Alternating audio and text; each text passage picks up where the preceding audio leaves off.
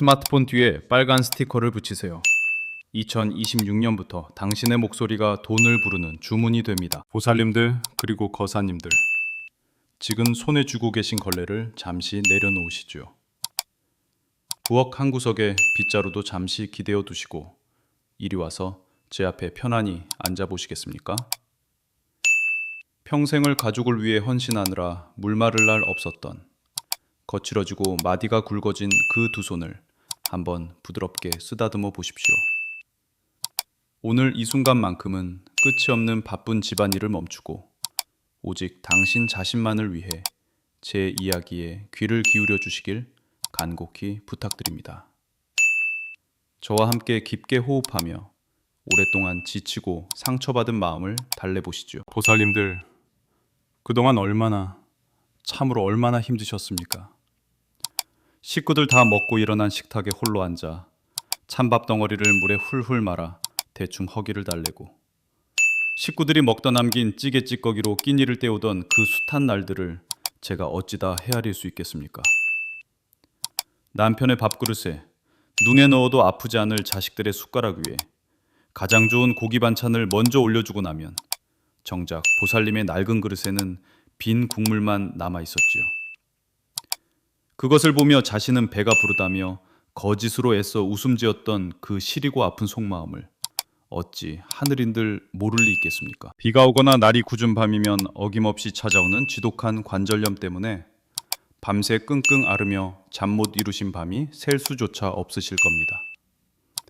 무릎이 찢어질 듯 쑤시고 손목이 시큰거려도 다음날 새벽이면 또다시 천근만근 무거운 몸을 이끌고 가족의 아침을 준비해야만 했던 그 가혹한 일상.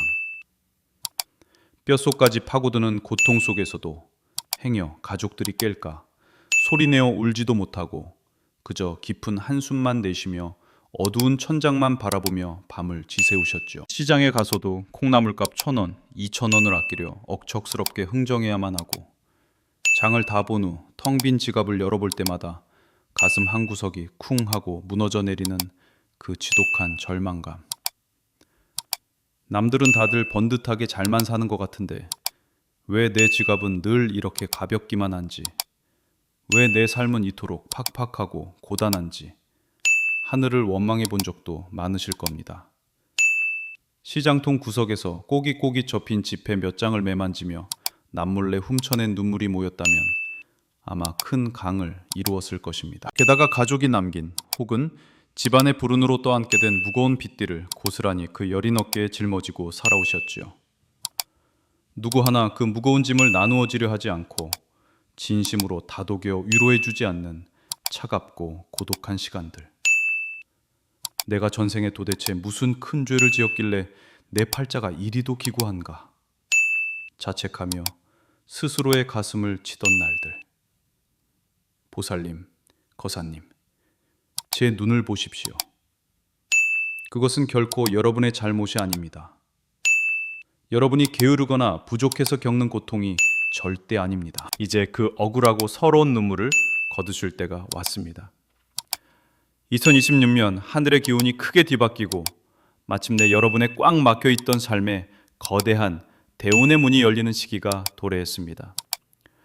오랫동안 여러분의 집안 후미진 곳에 웅크리고 앉아 가족의 생기와 재물을 갉아먹던 끔찍하고 질긴 가난 귀신을 단칼에 끊어내고 우리 집안을 지켜주시는 터주신의 크나큰 은덕을 온전히 받아낼 수 있는 천재일우의 기회가 바로 눈앞에 다가온 것입니다. 제가 오늘 영험하신 칠성님의 지혜를 빌려 여러분의 팍팍한 삶을 송두리째 아주 근본부터 바꿔놓을 가장 강력하고 비장한 비방을 알려드릴 것입니다. 이제 더 이상 낡은 지갑을 보며 눈물 짓는 일도, 밤마다 쑤시는 관절염을 안고 찬밥 덩어리를 억지로 넘기는 일도 영원히 끝내야 합니다. 평생을 바친 여러분의 그 고귀한 헌신과 눈물겨운 희생은 이제 마땅히 찬란한 황금빛 보상으로 돌아올 자격이 충분합니다. 여러분이 매일 손에 쥐고 매일 귀에 대고 있는 바로 그것, 스마트폰 뒤에 붙이는 아주 작은 빨간 스티커 하나가 어떻게 그 무서운 가난을 불태워버리고 여러분의 가정에 절대 깨지지 않는 튼튼한 황금 방패를 씌워주는지, 그 기적 같은 영험한 비밀의 문을 지금부터 서서히 열어보겠습니다.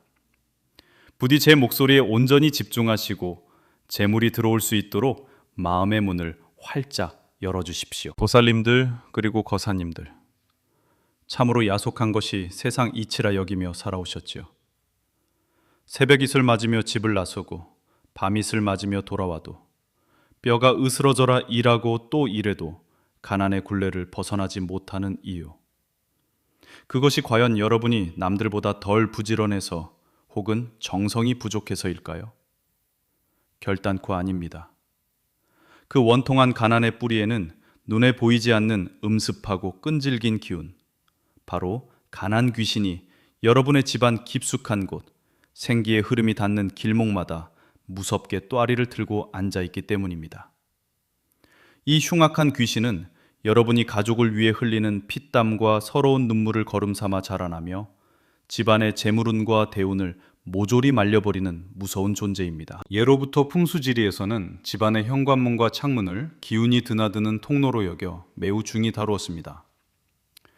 흉한 기운을 막고 길한 기운을 들이기 위해 온갖 정성을 쏟았죠.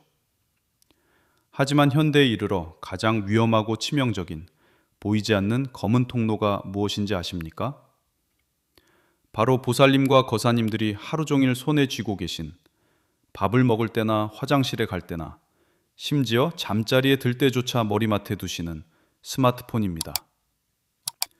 이 작은 기계는 외부의 수많은 소식과 복잡한 에너지를 실시간으로 집안 가장 깊숙한 안방까지 끌어들이는 현대판 귀문, 즉 음기와 애군이 드나드는 문이 되어버렸습니다. 한번 곰곰이 되짚어 보시지요. 그 스마트폰을 통해 하루 종일 어떤 소리들이 들려옵니까?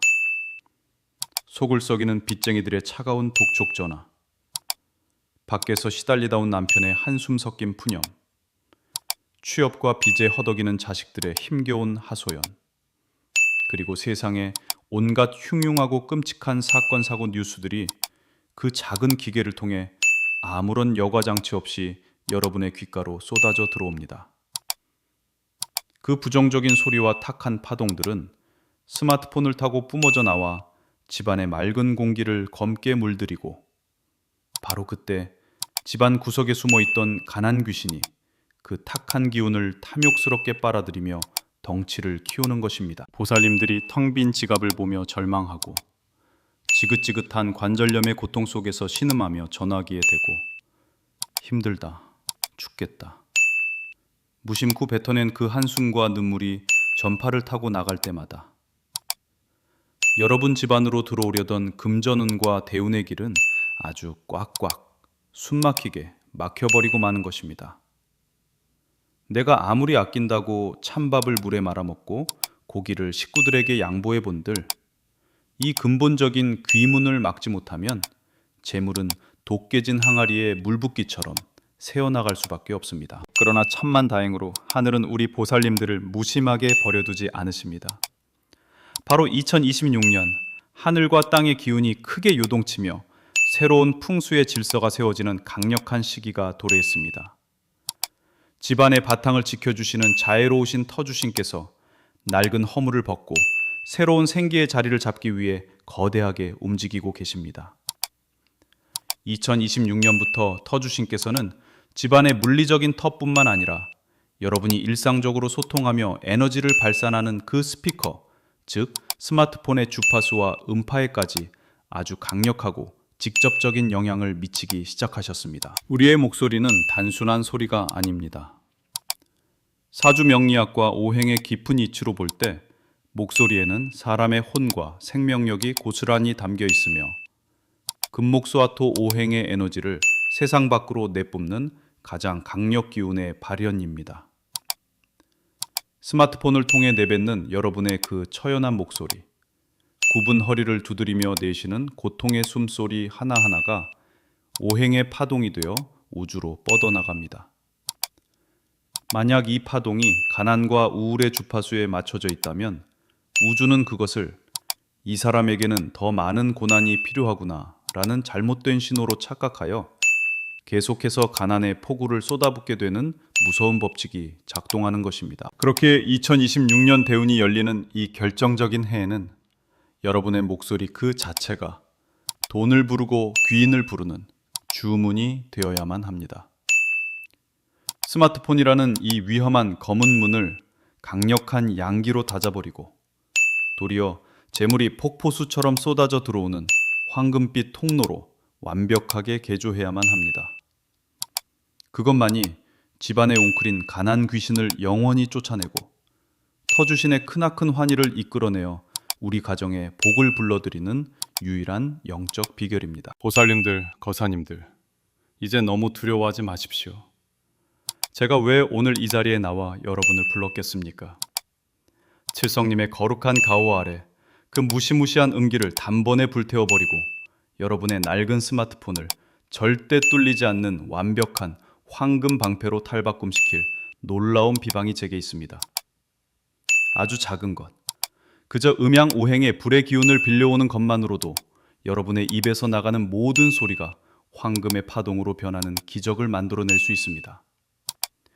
이 비방을 알지 못해 뼈 빠지게 고생만 하셨으니 이제 저와 함께 그 억울했던 지난 세월을 수백 배, 수천 배의 제물로 보상받으실 차례입니다. 보살님들, 제가 지금부터 들려드릴 이야기는 결코 꾸며낸 옛날 이야기가 아닙니다. 바로 불과 몇 해 전, 저 멀리 부산 자갈치 시장 한 구석에서 매서운 바닷바람을 온몸으로 맞으며 평생을 살아오신 60남짓의 한 보살님 이야기입니다. 그 보살님의 삶은 참으로 기구하고도 처절했습니다. 한겨울 꽁꽁 얼어붙은 바닷물에 맨손을 집어넣어 생선을 다듬느라 손가락 마디마디는 굵어질 대로 굵어지고 터져서 진물이 마를 날이 없었죠. 밤이면 지독한 관절염이 온몸을 덮쳐와 이불 속에서 소리 죽여 앓으면서도 식구들 입에 따뜻한 고기 한 점 넣어주겠다는 일념 하나로 본인은 늘 식은 찬밥에 생선 대가리 끓인 국물만 훌훌 마시며 버텨온 분이셨습니다.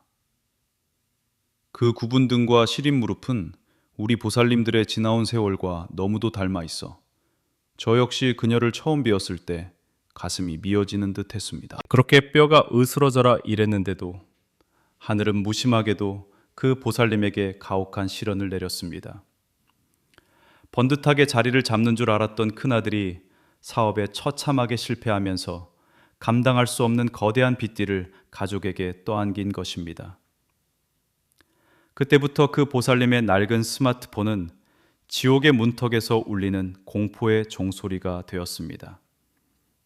새벽이든 한밤중이든 시도 때도 없이 울려대는 빚쟁이들의 험악한 독촉 전화, 아들의 절망 섞인 울음소리. 그 작은 기계에서 흘러나오는 소리들은 비수가 되어 보살님의 심장에 꽂혔고 집안 구석구석을 시커먼 원망과 두려움의 에너지로 가득 채웠습니다. 보살님은 전화벨만 울려도 심장이 멎을 듯한 공황에 빠졌고 그 스마트폰이야말로 가장 끔찍한 가난 귀신이 드나드는 넓은 대로가 되어버렸던 것입니다. 어느 비오는 캄캄한 밤, 다 팔지 못한 생선 비린내가 진동하는 단칸방에 홀로 앉아 텅 빈 지갑을 쓰다듬으며 그 보살님은 오열하셨습니다. 당장 내일 아침 쌀을 살 돈조차 없는데 전화기에서는 여전히 빚 갚으라는 서늘한 문자가 빗발치듯 쏟아졌죠. 무릎의 관절염은 뼈를 깎아내는 듯 아파오고 지긋지긋한 가난의 굴레 속에서 차라리 숨을 거두는 것이 낫겠다며 통곡하셨습니다. 하지만 보살님들 아십니까? 그렇게 절망하며 쏟아내는 한숨과 눈물이 전화기를 타고 부정적인 주파수로 퍼져나갈 때마다 하늘에서 내려오려던 찬란한 대우는 그 짙은 먹구름에 가려져 다시 멀어지고 집안의 터주신마저 힘을 잃고 탄식하게 만든다는 사실을 말입니다. 그러다 지푸라기라도 잡는 심정으로 저를 찾아오신 그 보살님의 낡은 스마트폰에서 저는 짙게 드리워진 사악한 탁기와 빈곤의 에너지를 뚜렷하게 보았습니다. 저는 보살님의 두 손을 꼭 잡고 말씀드렸습니다. 보살님, 자책하지 마십시오. 이것은 보살님이 못나서가 아닙니다. 저 기계 속에 둥지를 튼 가난 귀신이 보살님의 생기를 모두 빨아먹고 있기 때문입니다. 이제 제가 알려드리는 이 강력하고도 은밀한 비방으로 저 검은 통로를 닫아버리고 칠성님의 가호 아래 흔들리지 않는 황금 방패를 세워봅시다. 저는 그 절망의 늪에서 보살님을 건져 올릴 단 하나의 방법, 바로 빨간간 스티커 비방을 전수해 드렸습니다. 보살님은 제가 일러준 대로 한치의 의심도 없이 정성을 다해 의식을 치렀습니다. 맑은 날을 택해 불에 강력한 양기를 품은 그 빨간 스티커를 스마트폰 뒷면에 단단히 붙였습니다. 그리고 전화를 받을 때마다 겁에 질려 떨던 목소리를 거두고 제가 가르쳐드린 대로 아랫배에서부터 끌어올린 긍정의 기운을 담아 단전 호흡과 함께 전화를 받았습니다. 그것은 단순한 스티커 하나를 붙인 행위가 아니었습니다. 칠성님을 향한 간절한 염원이었고 징글징글한 가난 귀신을 향해 선전포고를 날리는 강력한 화공이었으며 보살님의 삶을 180도 뒤집어 놓을 위대한 영적 의식의 시작이었습니다. 그리고 보살님들 믿어지십니까? 그 작고 붉은 스티커 하나가 붙은 이후로 보살님의 삶에 거짓말처럼 기적이 폭포수처럼 쏟아지기 시작했습니다. 빚쟁이의 저주만 쏟아지던 그 스마트폰에서 갑자기 전국 각지의 식당에서 해산물을 대량으로 주문하겠다는 전화가 빗발치기 시작했습니다. 보살님, 물건이 제일 싱싱하다면서요? 알지도 못하는 사람들이 소문을 듣고 쉴 새 없이 전화를 걸어왔습니다. 두려움의 대상이었던 전화벨 소리는 이제 귓가를 즐겁게 하는 경쾌한 돈 떨어지는 소리로 바뀌었습니다. 빨간 스티커가 뿜어내는 양기가 가난 귀신을 쫓아내고 막혀있던 대운의 통로를 뻥 뚫어 재물을 들이마시는 진공청소기로 스마트폰을 개조해버린 것입니다. 불과 1년 만이었습니다. 그토록 보살님의 숨통을 조이던 아들의 빚을 10원짜리 하나 남김없이 깨끗하게 다 갚았습니다.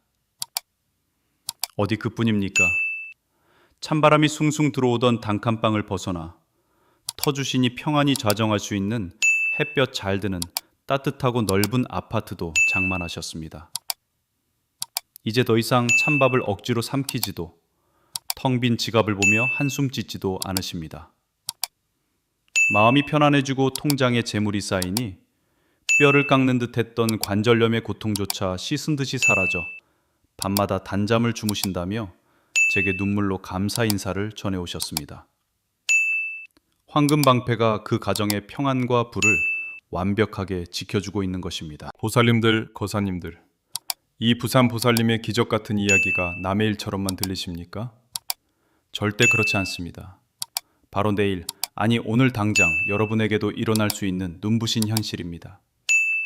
지금 여러분을 괴롭히는 그 깊은 절망과 지독한 고통을 끊어내고 2026년 대운의 돈벼락을 고스란히 맞이할 준비가 되셨습니까? 그렇다면 잠시 숨을 고르시고 제가 이제부터 그 부산 보살님을 백만장자로 만들었던 기적의 비방, 빨강 스티커의 비밀스러운 제조법과 부착 방법을 토시 하나 틀리지 않고 여러분께 아주 상세하게 전수해 드리겠습니다. 부디 귀를 열고 마음을 열어 이 축복을 받아주십시오. 보살님들 그리고 거사님들, 이제 자세를 고쳐 앉으시고 두 귀를 활짝 열어주십시오. 지금부터 제가 알려드릴 이 비방은 단순한 유행이나 미신이 아닙니다. 우주의 오행질서를 바로잡고 여러분의 삶을 옥죄던 흉악한 가난 귀신의 목줄을 끊어내는 아주 신성하고도 강력한 풍수의식입니다. 2026년에 쏟아질 거대한 대운을 내 집 안방으로 고스란히 끌어들이기 위해서는 가장 먼저 귀문이 되어버린 여러분의 스마트폰을 정화하고 황금 방패를 씌우는 작업이 반드시 선행되어야 합니다. 제가 일러주는 순서와 방법을 토시 하나 틀리지 말고 마음에 깊이 새기시길 바랍니다. 가장 먼저 준비하실 것은 바로 빨간 스티커입니다. 크기는 새끼 손톱만한 것이면 충분합니다. 동그란 모양이 가장 좋으나 네모난 것도 무광합니다. 재질은 종이든 비닐이든 상관없지만 반드시 핏빛처럼 붉고 선명한 붉은색이어야만 합니다. 풍수에서 붉은색, 즉 적색은 오행 중 불의 기운을 상징하는 가장 강력한 양기의 결정체입니다.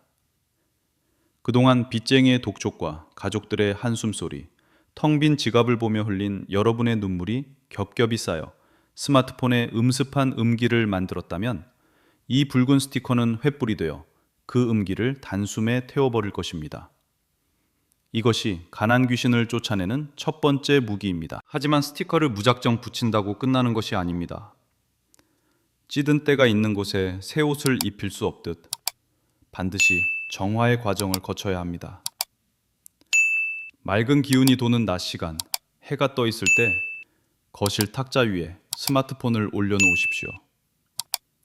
그리고 그 양옆에 굵은 소금 한 줌과 붉은 팥 한 줌을 작은 종지나 깨끗한 종이 위에 담아 나란히 놓아두십시오. 소금은 예로부터 온갖 부정한 찌꺼기를 흡수하여 살균하는 천연의 부적이며 팥의 붉은 양기는 삿된 귀신이 가장 두려워하는 영약입니다. 이렇게 딱 한 시진, 즉 2시간 동안 가만히 두시면 소금과 팥이 스마트폰 깊숙이 배어있는 한숨과 절망, 그리고 가난 귀신의 도끼를 스펀지처럼 남김없이 빨아들일 것입니다. 2시간이 지나면 정화에 쓰인 소금과 팥은 절대 드시지 말고 집 밖 쓰레기통에 곧바로 버리십시오. 이제 깨끗한 천으로 스마트폰을 정성스레 한번 닦아낸 뒤 준비해둔 빨간 스티커를 스마트폰 뒷면, 케이스 안쪽이든 바깥쪽이든 정중앙이나 카메라 렌즈 근처에 단단히 붙이십시오. 스티커를 붙이는 순간 마음속으로 가난아 물러가라 3번 강하게 외치셔야 합니다. 자, 이제 여기에 더해 활용점정의 비방이 들어갑니다. 바로 10원짜리 동전 하나를 준비하는 것입니다. 다보탑이 새겨진 구릿빛깔의 10원짜리 동전은 흙과 쇠의 기운을 동시에 품고 있어 재물을 땅에 단단히 뿌리내리게 하는 무서운 힘을 가졌습니다. 스티커를 붙인 그날 밤부터 딱 사흘 밤, 달빛이 밝은 밤을 골라 잠자리에 드실 때 이 스마트폰과 10원짜리 동전을 보살님들의 베개 밑에 나란히 두고 주무십시오.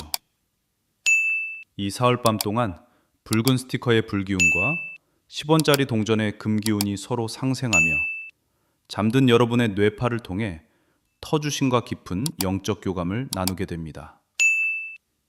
혹여나 이 사흘 동안 무서운 꿈을 꾸거나 몸이 뒤척여져 관절염이 평소보다 조금 더 쑤실 수도 있습니다.